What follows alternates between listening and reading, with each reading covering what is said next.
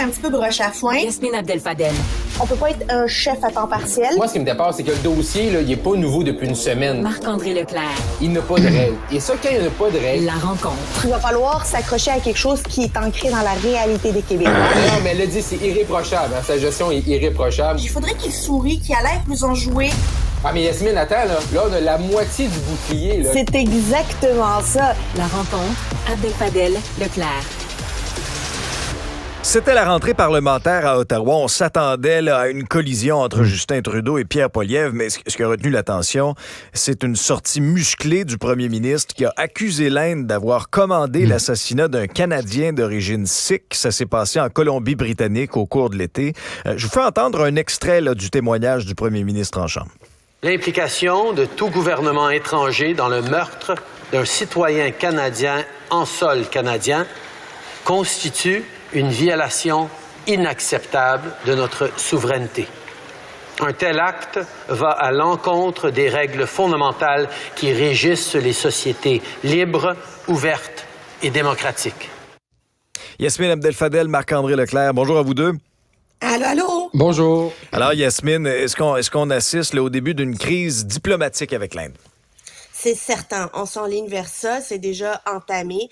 Hier, évidemment, il y a eu cette déclaration très solennelle du premier ministre pour informer les membres de la Chambre des communes de cet acte gravissime de violation de la souveraineté territoriale du Canada, mais il s'en est suivi un point de presse de la ministre des Affaires étrangères, Madame Joly, qui disait avoir déjà expulsé un haut diplomate indien. Quand on est déjà rendu à faire une déclaration publique comme ça, puis d'expulser un diplomate, là, on n'est pas nécessairement dans les allégations, on est dans les faits avérés. C'est pour ça qu'on passe à l'acte. On a aussi appris que différents têtes dirigeantes de nos services secrets se sont déplacés en Inde à plusieurs reprises cet été pour confronter, c'est le terme qui a été utilisé, les responsables là-bas avec des faits. Moi, je pense qu'on s'enligne vers une crise diplomatique importante et ça peut être très grave parce que la réaction de nos alliés internationaux peut déterminer finalement si on va être pris au sérieux ou pas. Est-ce que le monde va vouloir dénoncer aussi formellement l'Inde et la jeter dans les bras de Poutine et de la Chine, ou est-ce qu'ils vont y aller mollement à maintenir des relations avec eux? On risque finalement d'être seul dans notre solitude à vouloir dénoncer cette violation de notre souveraineté territoriale. Marc-André? Ben, ce qui est clair, et hier, on avait Dominique Leblanc là, en entrevue au bilan et en entrevue avec Paul Larocque, on a comme compris que l'information circulait dans les médias à Ottawa, puis que c'était mieux que le gouvernement fasse une réaction forte, musclée, contrairement à ce qu'ils ont fait dans le dossier avec les gérances chinoises au Canada. Là. Fait clairement, on a appris de ce qui s'est passé, mais là, ce qui est qui est quand même intéressant à surveiller, puis un peu ironique, c'est que là, les personnes dont Yasmine tu fais mention, là, qui sont allées en Inde confronter leurs homologues indiens, ben c'est les mêmes personnes que M. Trudeau et son équipe remettaient en doute là, leur travail là, sur l'ingérence chinoise, là, où on disait qu'il y a certains documents qui n'étaient pas fondés. Donc, ça place quand même le gouvernement, ça ressort et ça fait remettre ça met en lumière encore une fois l'ingérence chinoise, comment ils l'ont mal géré ce dossier-là. Là, ils tentent de se reprendre ici. Il y a bien sûr ce qui se passe sur la scène internationale, mais ce qui se passe aussi au Canada. Là. La communauté sikh est ultra importante, elle est ultra mobilisée, elle est ultra impliquée dans les partis politiques. Là. Fait dans les prochaines heures, prochains jours, chacun des partis, sa réponse à ce qu'on a appris hier va être modéré par rapport à la prochaine élection. Là. Et là, on parle de circonscriptions également où la communauté sikh et hindoue est concentrée et extrêmement importante. Là. Quand on parle de Brenton en Ontario, Scarborough, Etobicoke, également dans la grande région de Vancouver. Donc, c'est pas juste, oui, il y a la scène internationale, comment nos alliés, puis j'ai hâte de voir si on va être seul avec notre solitude, mais également ici au Canada, ça va avoir des répercussions. Là. Dis-moi, Yasmine, sur le plan international, ça risque d'avoir quelles conséquences, ce froid-là, avec l'Inde? Parce que c'était délicat avec la Chine, avec le dossier de l'ingérence dans les élections. Mais là, jusqu'à quel point, sur l'échiquier mondial, le fait que le Canada s'en prenne publiquement à l'Inde comme ça puisse avoir des conséquences? Mais il y a deux plans. Il y a évidemment toute cette alliance Asie-Pacifique que le Canada était en train d'essayer de tenir et de signer avec l'Inde comme principal acteur. Il faut comprendre que l'Inde est une des économies émergentes les plus importantes à travers le monde. Pas tout à fait alignée, là, qui reste assez indifférente par rapport aux enjeux qu'il y a actuellement, la guerre en Ukraine, la chicane Chine-États-Unis. Donc, tout le monde la regarde, la respecte et ne veut pas l'avoir contre soi parce que c'est une force économique, c'est une force politique. Au-delà de ça, moi, ce qui m'intéresse aussi, c'est parmi nos alliés les plus importants, bien évidemment, il y a la Grande-Bretagne. La Grande-Bretagne est un allié historique canadien, mais la Grande-Bretagne et l'Inde et le Canada font partie du Commonwealth. Alors, comment le Commonwealth va gérer ça? On est supposé être une alliance entre nous. Est-ce que la Grande-Bretagne va dénoncer avec des propos fermes cette incursion indienne? Je sais pas. Parce qu'il y a aussi une forte communauté indienne en Grande-Bretagne. Ils veulent maintenir ce Commonwealth superficiel. Moi, ça risque d'être hyper intéressant sur le plan géostratégique, là. Marc-André, au G20 à New Delhi, certains avaient remarqué peut-être que Justin Trudeau puis le premier ministre, c'était pas chaleureux Justin Trudeau dit qu'il en a parlé d'ailleurs au premier ministre Modi lors du G20. Est-ce qu'on comprend peut-être un peu mieux le contexte avec du recul? Oui, on comprend mieux le contexte actuellement et on comprend sans doute que M. Trudeau, lorsqu'il est resté 2 jours de plus à cause de son avion, c'est sûr qu'il devait avoir de quitter l'Inde, là. Mais clairement, Alexandre, ça vient en bon québécois, ça vient de totalement scraper la stratégie du gouvernement en termes de commerce international. Même la ministre Ng là, était supposée de partir avec une délégation au début du mois d'octobre, si ma mémoire est bonne. Elle a annulé ça parce que, justement, on dit la Chine, persona non grata, on y touche plus. Qu'est-ce qui nous reste dans cette région-là du pays? Il nous reste l'Inde. On a une communauté ici qui est ici super importante. On est capable de bâtir des ponts. Mais là, présentement, ceux et celles là, qui rêvaient là, il y a 2-3 ans de faire un libre-échange Canada-Inde, là, on s'attend que c'est aux poubelles et j'ai comme l'impression que nos alliés ne seront pas au rendez-vous, malheureusement, à cause de l'importance de l'Inde. Puis également, est-ce que le Canada va être prêt, ou peut-être c'est déjà fait aussi, de montrer un peu, voici les évidences qu'on a. Mais après ça va finir, est-ce qu'on trouve un coupable? Est-ce qu'il y a un procès? Donc, c'est pas fini, là. Il y a aussi le fait qu'au Canada, dans les dernières années, on s'est beaucoup vanté d'être une terre d'asile pour tous ces réfugiés, notamment des réfugiés politiques qui fuient la persécution dans leur pays. On les a accueillis, on leur a dit, vous êtes en sécurité.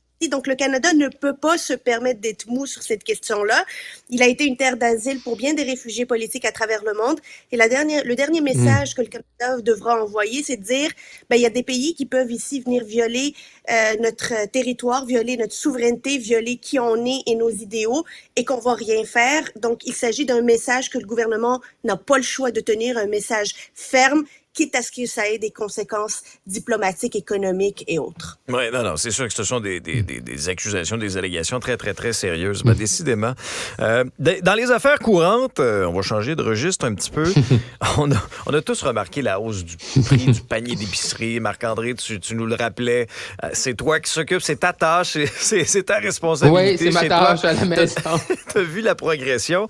Là, il y a François-Philippe Champagne qui avait convoqué les géants de l'épicerie pour qui vraiment les inciter à faire un plan de match pour faire diminuer le prix du panier d'épicerie. Dis-moi, Marc-André, est-ce que ça va vraiment changer quelque chose ou c'est un show de boucan?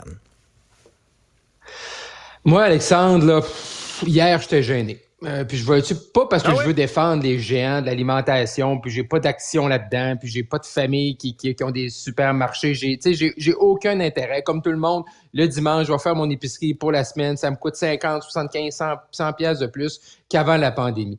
Mais à un moment donné, là, d'amener ces gens-là, puis là, on avait donné l'heure aux médias pour qu'ils arrivent, puis là, on les questionne. Puis là, en plus, M. Champagne nous dit que c'est une journée historique. Attends un peu.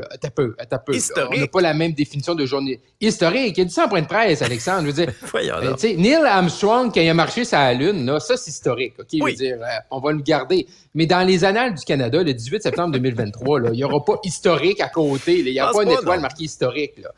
Fait que on essaye, puis moi, j'ai le goût de dire à M. Trudeau puis M. Champagne, « Hey, les gars, vous êtes 2 ans en retard. Là. Moi, ça fait 2 ans, là, comme tout le monde, là, que je paye plus cher à la caisse, à l'épicerie, là. Puis eux autres, ils se réveillent en 2023 et là, il faut stabiliser les prix. Puis là, ils amènent les géants. Puis là, on pitche le singe. Puis c'est vous autres les coupables. Est-ce que ces gens-là font des profits? Sans doute. Est-ce qu'ils ont profité de l'inflation? Sans doute. Mais est-ce que c'est comme ça que tu vas amener des gens à venir faire des affaires au Canada, que moindrement qu'il arrive quelque chose, ben là, tu les amènes en réunion, puis là, tu leur jettes, tu leur pisses le singe. Moi, je trouve qu'on a lancé une mauvaise image. Moi, si j'étais un géant des culottes des chandails à manches courtes, ben je dirais je n'irai pas au Canada, là. Ben, en fait, moi, il y a deux choses qui m'ont dérangé hier. La première, c'est ce raccourci intellectuel pour dire les géants de l'alimentation, là, c'est eux les coupables, puis on va les faire parader, là, puis shame on you, là, c'est vous qui venez piger dans nos poches. Or, eux, ils arrivent à la toute fin de la chaîne d'approvisionnement, de la chaîne de distribution, puis il y a différents acteurs. C'est pas Kraft là que le Canada et François-Philippe Champagne ont convoqué pour y dire ton pot de beurre de pinot, là, tu mets moins de quantité puis t'as augmenté les prix au gros, là, on pourrait pas faire ça. Ce sont les chaînes d'alimentation parce que nous, qu'est-ce qui nous frappe là quand on reçoit notre reçu, c'est écrit IGA, puis c'est écrit Sobeys, puis c'est écrit Maxio, c'est pas écrit Kraft et tout. Fait que ce raccourci intellectuel qu'ils alimentent puis qui maintiennent nous, contribuables, là, comme si on était cave à temps plein, là, que quand on va chez IGA, c'est IGA qui est en train de s'en mettre plein les poches. La vérité, là, c'est que c'est un gros show de boucan et ça n'aura aucun impact. Tous les spécialistes hier disaient, là, qui se sont succédés dans les médias, disaient que ce qui nuisait le plus au Canada, c'est l'environnement compétitif. Il n'y a pas de compétition, c'est la compétition qui va faire stabiliser les prix à la baisse. Lorsqu'on fait parader là des géants comme ça, puis les accuser de faire des profits puis du surprofit, je ne savais pas qu'il y avait une limite au profit qu'on devait faire au Canada. Est-ce que le gouvernement est en train de nous dire, à partir d'un certain moment, là, nous, on considère que c'est trop, fait qu'on va te taxer, puis on va... c'est pas normal. Regarde, c'est contre-productif. C'est pas bon, c'est un show de boucan, puis j'espère que les Canadiens vont pas manger là-dedans. Savez-vous l'impression que j'ai eue, moi, en regardant ça hier? J'avais l'impression... Tu sais, quand on couvre la scène judiciaire, au palais de justice, là, puis là, il y a la gang de journalistes là, qui sont là, derrière un cordon, là. Puis là, t'as, mettons, un accusé dans une cause X là, qui passe là, devant. Là, puis là, ils sont là. Puis là, les journalistes les bombardent de questions. T'sais, j'avais un peu l'impression que ces géants de l'industrie-là étaient comme convoqués au tribunal populaire de l'alimentation. Parce que oui, ils font des profits. Oui, on le voit dans leur relevé. Mais c'est parce que eux, là, c'est le dernier maillon de la chaîne. Mais avant ça, t'as peut-être un transporteur, un camionneur, une compagnie de transport qui s'est pris une cote aussi là-dessus. T'as le transformateur qui s'est pris une cote. C'est multifactoriel. Eux, t'as le producteur aussi, mais eux, ils sont en bout de ligne. Alors, est-ce qu'on a réellement accusé les bonnes personnes, Marc-André? Ben, je veux dire, ils font partie de l'équation, mais c'est une chaîne d'approvisionnement. Il faut que tu parles à tout le monde. Là. Puis le gouvernement aurait pu très bien... Parce que dans la bâtisse qui sont rentrés, l'édifice, là, c'est Industrie Canada. C'est le bureau de François-Philippe Champagne. Il aurait très bien pu les rencontrer sans qu'on ils étaient contents, le gouvernement, puis M. Champagne a dit « Hey, venez à 10 ou 11 heures devant mes bureaux, là, c'est là qu'ils vont arriver. » là. Il aurait pu les rencontrer sans faire tout ce show-là, sans obliger ces gens-là à passer dans ce corridor-là où il avait invité les médias. Il aurait pu dire « Regarde, on a eu une bonne rencontre. » Puis après ça, M. Champagne, au-delà de dire que c'est une journée historique en point de presse par la suite, nous dit « Ben là, quand les journalistes se cuisinaient, mais c'est quoi les solutions? Ah, ben là, on va attendre, c'est la première de plusieurs rencontres. » Mais les parents là, qui nous écoutent, là, les mères de famille, les pères de famille, eux autres à l'épicerie là, qui font des choix, là, qui enlèvent des articles rendus à la caisse, ils n'ont pas le temps de 8 rencontres. Là. Non. Fait que, tu sais, ils veulent des solutions là. Exactement. Maintenant. Là. Ouais. François Legault a été invité à New York pour parler d'environnement. Ça peut peut-être surprendre certains, mais quand on regarde le contexte quand même, tu sais, il y a certains environnementalistes qui cassent beaucoup de sucre sur le dos du Québec, à tort ou à raison, en accusant la CAQ de ne pas en avoir fait assez dans les dernières années pour ce qui est de l'environnement. Mais quand on se compare, Yasmine, avec les autres États d'Amérique du Nord, Mais le Québec fait pas mauvaise figure nécessairement. Est-ce que François Legault a sa place à New York pour parler d'environnement, d'après toi? Bien évidemment, bien évidemment. François Legault, c'est pas juste le chef de la CAQ. François Legault, c'est le premier ministre du Québec. Et qui dit premier ministre du Québec, premier ministre de tout ce que le Québec a fait en matière d'environnement, tout gouvernement confondu. Il s'en va, là, il disait hier qu'il s'en va parler de la bourse du carbone. Ben, la bourse du carbone, en 2015, François Legault était contre. Là, maintenant, évidemment, il a vu ses vertus et pour, mais il parle pas comme le François Legault qui était chef de la CAQ en 2015. Il parle comme François Legault, fier Québécois, fier de ce que le Québec a accompli en matière d'environnement, tout gouvernement confondu, pas juste son gouvernement. Et la bourse du carbone fait partie de ces accomplissements-là. Et c'est normal qu'il aille en parler. Le Québec, là, c'est un leader environnemental en Amérique du Nord. C'est important de le rappeler. On pourra jamais plaire aux environnementalistes. Là. Tu sais, tu te réveilles déjà le matin, puis t'as probablement dégagé des gaz à effet de serre, puis on va te lapider parce que tu t'es réveillé, là, t'aurais pas dû, tu crées de l'activité humaine. Là. Fait que s'il fallait suivre environnementalistes, reste couché. S'il fallait suivre les environnementalistes pour déterminer qui est assez environnemental ou pas, là, personne serait à New York, tout le monde serait dans son sous-sol, et comme le dit Marc-André, de part tendre puis une bouteille d'eau, mais qui vient de robinet. Hein, oui.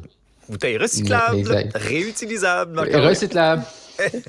Mais je pense qu'il est intéressant, Alexandre, c'est de voir la transformation de M. Legault, où il a réussi à se trouver une espèce de narratif économique en jumelant l'électrification des transports, la filière batterie, Hydro-Québec. Il a vraiment trouvé son cadre. Puis en même temps, parce que j'écoutais là, M. Legault qui a donné une longue entrevue avec notre collègue Alain Laforêt à TVA hier, et vraiment, il est en train de préparer son héritage. Je dis pas qu'il va partir demain matin. Là. Calmez-vous, les candidats de la CAQ qui veulent lui succéder. Vendez pas des cartes de membre tout de suite. Je pense pas qu'il va partir à court terme, mais il est en train de préparer un leg. Également, ce que j'ai trouvé intéressant, et ça, j'ai hâte d'avoir les détails de ça, c'est dans l'entrevue d'hier, il est très ferme sur des nouveaux barrages. Fait que moi, j'ai hâte de savoir le où, quand, comment. Là. Et est-ce qu'on a des ententes avec les Premières Nations et les levées de boucliers? Et est-ce qu'on est... Moi, la grande question, en 2023, on est-tu capable de construire des barrages? Là? Parce que ça a l'air qu'on n'est plus capable de rien construire, là. Parce que là, il faut protéger le saumon, puis la grenouille ici, puis ça, puis les rivières, puis les arbres. Puis... Fait que là, est-ce qu'on est capable de construire quelque chose? J'ai hâte de voir comment la CAQ, comment M. Legault va embarquer là-dedans. Parce qu'il faut se le dire, on est chanceux, on est privilégiés. On a beaucoup d'hydroélectricité. On a développé ça. Il y a des bâtisseurs qui sont partis avant nous. On est chanceux d'avoir cette énergie propre-là. Ben, faut l'exploiter. Moi, je suis d'accord avec des nouveaux barrages, mais j'ai hâte de voir comme si société, on est prêt à faire ça. Là. Et Mario Dumont nous rappelait à juste titre qu'il y a bien des années de ça, il y a certains environnementalistes qui étaient contre que le Québec mise sur l'hydroélectricité. Vous imaginez où on serait en 2023 si on n'avait pas pris ce virage-là il y a plusieurs décennies de ça. Yasmine Marc-André, merci pour la discussion. On remet ça dans un prochain épisode. Au revoir. Merci, au revoir. Bye.